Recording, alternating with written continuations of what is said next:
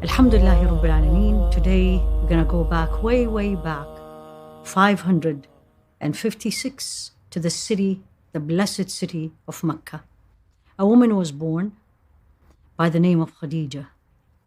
And why we are mentioning her now, more than 1500 years later, there's something special about her. In fact, more than one special thing about her that we all need, men and women, to look into deep and see what made her a builder of a nation. Interestingly, as a woman, we don't even know how she looks like, how tall, skin color, what was her hair looks like. But we all know the following. In all the books will tell you that. She was a businesswoman. She was a woman of honor. She was a woman of her word, support, and character. And her life started even before she married the Rasul alayhi salatu wasalam. She was married before, she had children, but she was widowed.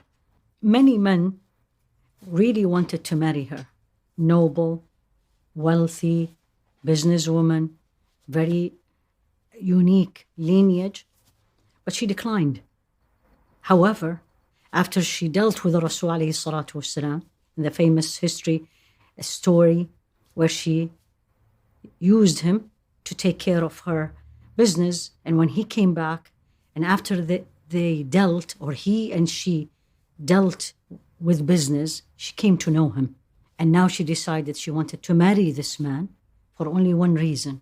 And there is way many reasons to marry Rasul alayhi salatu wasalam. But for her at that time was a noble man, a trustworthy man. And he was not rich, alayhi salatu wasalam. Then another obstacle, she was older than him.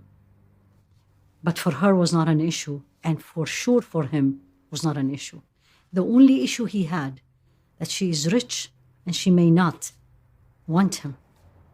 But she did. And in fact, she sent someone to him and saying, why are you not married yet? And honesty. And he said, I just can't afford it. And she said, how about if we'll get you someone who will not worry about the money or the cost, if you want to use the word. And he said, I have no problem with that. Who is she? And then she told him to Sayyidah Khadijah, and he married her, alayhi salatu wassalam. He was 25-year-old.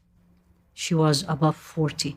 I always ask myself, every one of us, after 50, 100 years, 200 years from now, how people will remember us, if they remember us.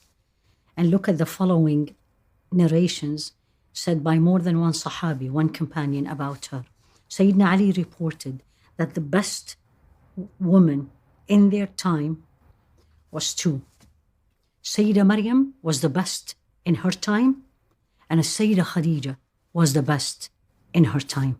Not only in dunya, but in akhirah. You always wonder, what will make me and you the best person, a man or a woman, of my time, let alone 1,000 years later, and most importantly in Jannah. There has to be something special that makes me that special. Now, not only the best person or the best woman of Jannah, but there's something unique about her that no other human being outside the prophets had that. And this is actually in Imam al-Bukhari. And Rasul alayhi salatu wasalam was at home, and Sayyidina Jibreel came to him. And he said to him, Sayyidah Khadijah is going to come and bring you a container of food and drink. And when she brings that, feel this, tell her the following.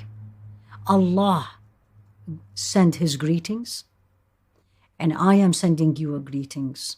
And give her the glad tiding of a house in Jannah from reed, and she will not have any pain or sorrow in it.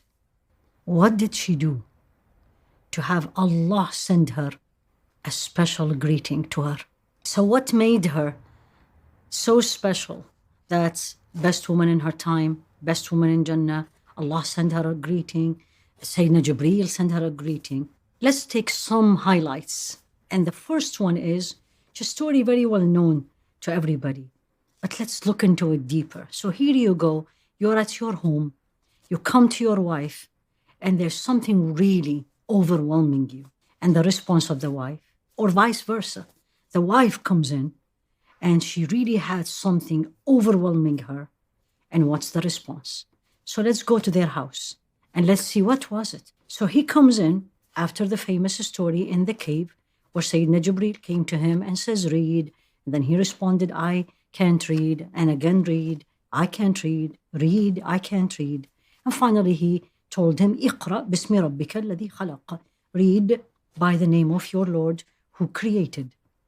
So he comes back to her, and you can imagine the feeling, the fear, the disbelief. And he comes to her, and he said, something strange happened to me. And he was literally shaking and says, cover me, cover me. And then he told her the story. Now remember, there hasn't been a prophet 40 years before a Rasul alayhi salatu wasalam. This is not something happens every day. What was her response? That's what made her so special. When he told her, I'm so worried about myself, she said, don't worry. Have the glad tidings. By Allah, Allah will never disgrace you. Why is that? What did she see from him? And she acknowledged it right away and used it in the moment. You keep good relation with the kins, family, regardless. You take good care of them, and you're keen to keep it. This is important for a wife and a husband. 1. Number 2, you're always there when people need you, especially the needy. Number 3, you speak the truth. She acknowledged it. It's extremely important to acknowledge the positives of people, to give them the support. You serve the guest generously. It's all support. The uniqueness about her, to build a nation, to be a builder, to bring positive influence. You need to be positive and bring the positive from people.